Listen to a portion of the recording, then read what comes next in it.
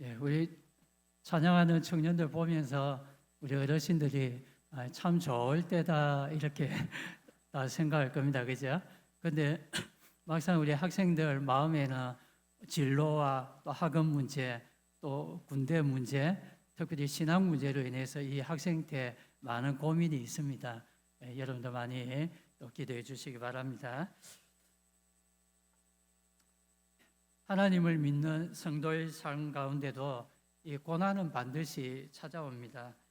하나님은 당신의 사랑하는 자녀에게 고난도 주신다는 것입니다. 주님이 고난도 주신다면 그 고난은 반드시 힘들고 또 어려운 것만이 아니라 그 속에 주님의 선하신 뜻과 은혜가 담겨져 있다는 것을 우리는 알 수 있습니다. 그러기에 성도는 고난에도 원망하거나 불평하지 말고 달게 받을 줄 알아야 합니다. 한 목사님이 고난에 대하여 말하길 고난은 거룩한 신비다 이렇게 말하였는데 참 마음에 와닿았습니다. 고난은 사람의 머리로 이해되지 않는 것들이 많이 있다는 것이고 특히 그 속에 하나님의 섭리가 담겨져 있기 때문에 거룩한 신비다 이렇게 말하는 것입니다. 사람들은 고난당할 때 왜 나에게 이런 고난이 찾아오는가 잘 알 수가 없습니다. 죄 때문에 받는 그러한 고난도 있지만 신앙생활을 잘하고 있는 그런 성도에게도 고난이 오는 것입니다. 또한 이 고난은 내가 언제 너희 삶에 찾아갈 것이다 이렇게 예고하고 그렇게 찾아오는 것이 아니라 생각지도 않게 갑자기 찾아올 때가 또 많이 있습니다.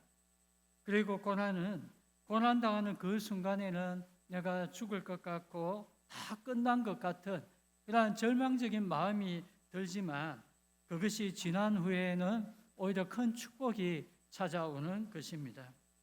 우리 속담에도 고진감래라는 그런 말이 있지 않습니까?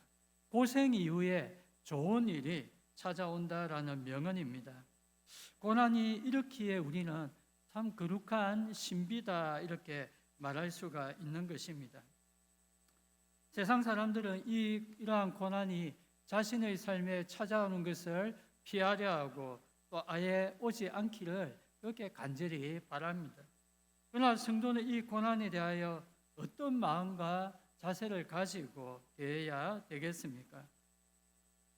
고난도 하나님이 나에게 주신 것이고 또 그 가운데 하나님의 선하신 뜻이 있다는 것을 우리가 알고서 이 고난을 대해야 합니다. 또한 이 고난이 우리 성도를 결코 넘어뜨리는 것이 아니라 오히려 우리 성도를 세우게 되는 것이고 결국은 성도에게 유익이 되어진다는 것도 우리 성도는 알아야 하는 것입니다. 이렇게 고난이 우리에게는 전화위복되는 그러한 은혜가 될 수 있기에 하나님의 더 깊은 은혜를 우리가 체험하기 위해서 또 주님이 기이 쓰시는 그러한 사람에게는 반드시 이 고난이 주어지는 것입니다.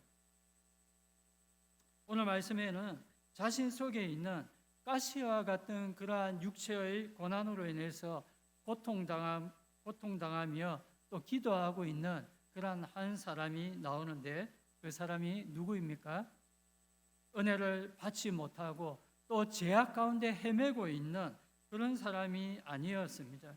누구보다 이 사람은 하나님의 큰 은혜를 체험하였던 사람이고 누구보다 거룩한 삶을 살아갔던 사람, 바로 사도 바울이었습니다. 그는 자신을 일평생 동안 따라다니며 괴롭혀온 이 육체의 고난이 얼마나 힘들었던지 그 고난을 육체의 가시 또 사단의 사자다 이렇게 표현했습니다. 여러분, 가시는 너무도 작은 것이지만 이 가시가 우리의 몸에 박히면 너무 아파가지고 온몸의 신경이 다 거기에 집중되어지는 것입니다. 그래서 우리는 모든 수를 다 써서라도 그 작은 가시를 떼어내고 맙니다. 그러니 성경학자들은 이 육체의 가시를 바울이 알았던 눈의 질병이다 이렇게 말합니다. 그는 늘 눈이 부어 있었기에 잘 보지도 못했고 또 눈에 고름 같은 것이 잔뜩 끼어 있었다고 합니다. 여러분도 여름철에 유행하는 그러한 눈병에 한번 걸려본 적이 있을 것입니다. 저도 오래전에 유행하였던 그런 아폴로 눈병에 걸려본 적이 있는데 그때 정말로 참 고통스럽고 힘이 들었습니다. 눈에 사람의 온 신경이 집중되다 보니까 눈이 아프니까 자연적으로 머리도 아프고 심지어 소화도 안 되어가지고 먹은 것을 다 올릴 정도로 그렇게 힘들었던 경험이 있었습니다. 바울이 자신의 그 육체의 이 질병을 사단의 사자다 이렇게 말한 이유는 이 질병으로 인해 복음을 전할 때 대적자들에게 많은 비난과 조롱을 받았기 때문입니다. 자기 병도 못 고치면서 다른 사람의 병을 고친다고, 또 하나님의 능력으로 왜 자기 병은 고치지 못하느냐, 이러한 대적자들의 조롱이 있었습니다. 또한 그는 이 질병의 고통으로 인해서 복음 전한 사역에 많은 지장도 있었습니다. 바울도 성경 말씀도 참 많이 기록했어야 했고 또 말씀을 늘 묵상하고 또 전해야 했기 때문에 이 눈의 질병이 그에게 있어서는 아킬레스 건과 같은 치명적인 그러한 것이었습니다. 사도 바울은 주님의 큰 은혜와 사랑을 받은 사람입니다. 그가 하나님께로부터 받은 계시가 지극히 큰 것이다 이렇게 소개하죠. 말씀해 보니까 여러 계시를 받은 것이 지극히 크므로 그는 어떤 계시를 받았습니까? 그는 하나님께서 자신의 그 사역에 나타나는 큰 역사를 수없이 많이 경험했다는 것입니다. 무엇보다 그는 예수님과의 첫 만남부터 특별한 계시를 받았습니다. 다메섹에 있는 회당을 부수고 또 교인들을 잡으려고 가는 도중에 예수님을 만났고 주님의 음성을 들었습니다. 주님과의 그 만남이 그에게 얼마나 깊은 그러한 인상을 남겼던지 그는 복음을 전할 때마다 이 특별한 계시를 말하였습니다.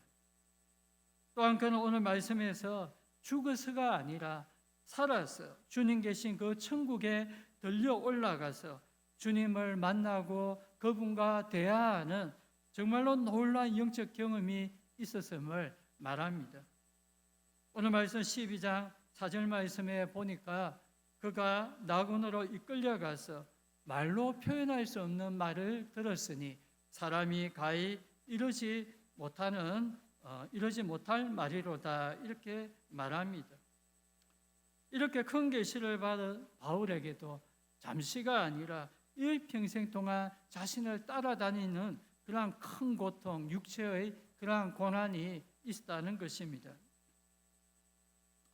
사도 바울은 고난으로 인해서 괴로워하고 또 주님께 나아갔지만 결국은 주님께 받은 그 답이 무엇이냐면 고난 속에서 자신이 받은 그 은혜가 너무도 차고 넘쳐났다라는 것이고, 그리고 이 고난 때문에 하나님의 더 큰 은혜와 능력을 자신이 체험할 수 있게 되었다라는 그러한 주님의 응답을 받게 되었던 것입니다. 그리고 그런 고난의 의미를 깨달은 후에 그는 오히려 자신은 나의 여러 약함을 오히려 자랑하겠다 이렇게 말하는 것입니다.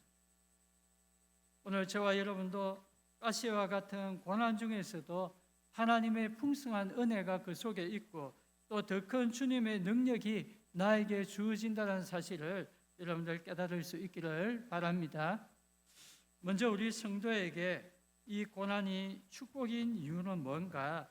고난으로 인해서 우리가 하나님께 더 가까이 나아갈 수 있기 때문입니다. 성경에 나오는 주의 백성들의 한결같은 그러한 모습은 고난으로 인해서 주께 부르짖는 것이었습니다.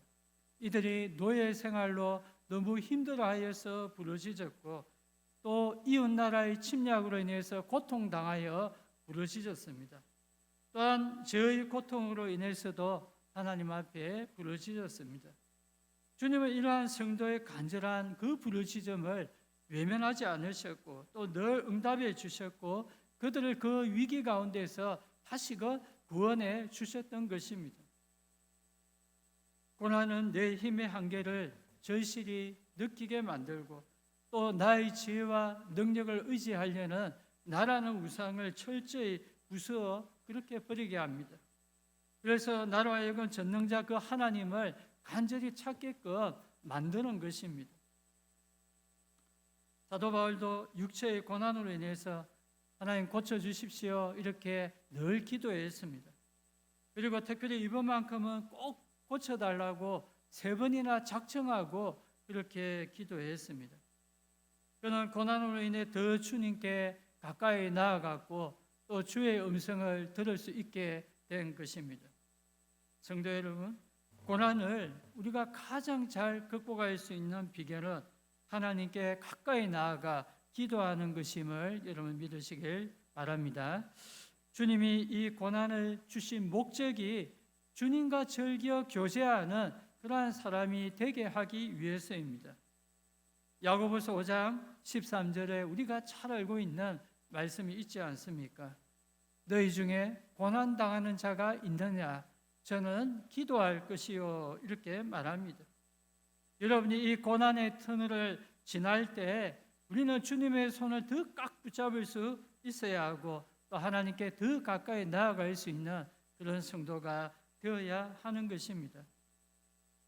다음으로 이 고난이 축복이 되는 이유는 우리가 고난 중에서 하나님의 선하신 뜻을 깨달을 수 있기 때문입니다.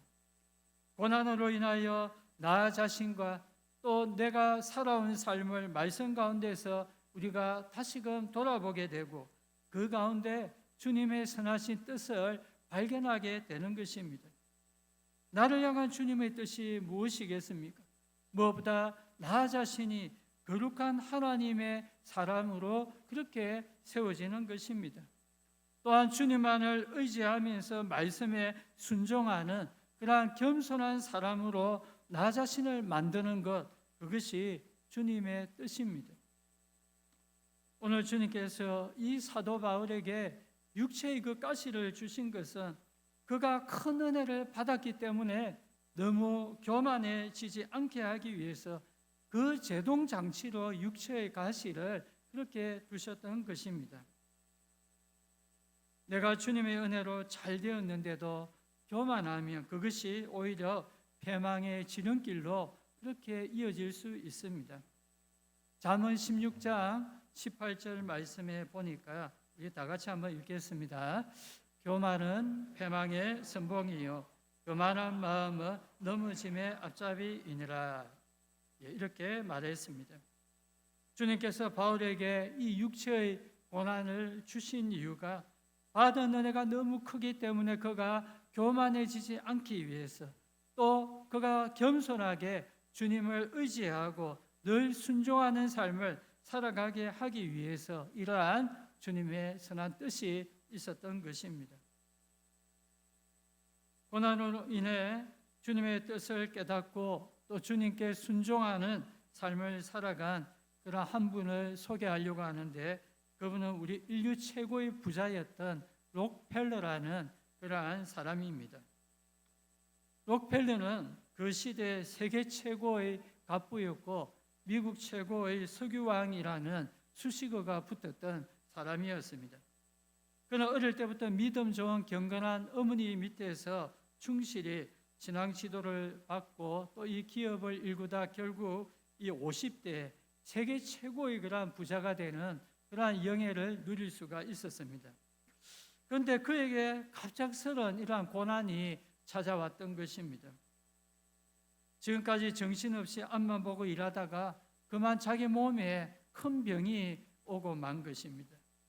그는 위궤양에 또 불면증에 또 소화불량에 온몸은 병이 들고 말았습니다. 나중에는 그는 제대로 먹지도 못하고 몇 조각의 비스켓과 물로 한 끼의 식사를 대신해야만 했습니다. 하루에 100만 달러씩 불러들이는 그의 수입도 이제 그에게는 아무런 소용이 없었습니다. 병원에서는 그에게 당신은 1년 이상 살지 못할 것이다 라고 이렇게 사형 선고를 내렸고 언론은 앞다투어서 그의 많은 재산이 누구에게 돌아갈 것인가 이러한 기사를 보도했습니다. 그 고난 가운데 이 록펠러는 자신의 삶을 돌아보았습니다. 그의 삶을 돌아보니까 자기는 자기 자신을 위하여 뛰어왔을 뿐 하나님과 이웃을 위하여 신앙생활은 제대로 하지 않았다라는 것을 깨닫게 되었습니다.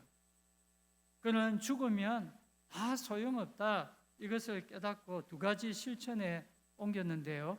하나는 아무 때나 쉴 수 있게 이 사무실에 그러한 침대 의자를 갖다 놓는 것이었고, 또 하나는 자기 재산을 나누어서 남에게 기쁨을 그렇게 주는 것이었습니다. 그는 새 사람이 되어서 돈을 버는 것보다 엄청난 이러한 재산을 자선과 기부에 그렇게 사용하는 일에 시간을 더 집중했습니다. 그는 이렇게 기도했습니다. 하나님, 부디 제 건강을 돌려주십시오. 제가 오래 살고 싶어서가 아니라 지금까지 제가 버린 돈을 세상을 위하여 보람 있게 쓰고 싶어서입니다.